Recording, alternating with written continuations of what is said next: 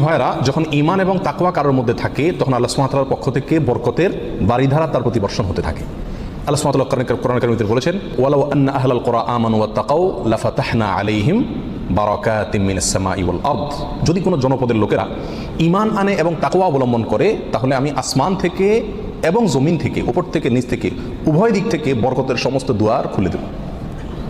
সম্মানিত ভাইরা, এই জন্যই দেখা যায় সারা পৃথিবীতে অন্য ধর্মের মানুষেরা, অমুসলিমেরা কোনো কোনো দিক থেকে অনেক বেশি সুখে শান্তিতে আছে বলে আমাদের কাছে মনে হয়, কিন্তু আসলে সুখে শান্তিতে খুব একটা নাই।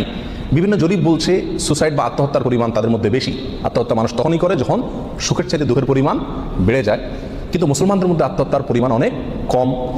মুসলমানরা বেশিরভাগই গরিব, অভাবী, তারপরেও তাদের মধ্যে আত্মহত্যার পরিমাণ কম। এটা একটা আলামত যে তাদের জীবনে কি আছে, বরকত আছে, কারণ ঈমান সামান্য হলেও আছে।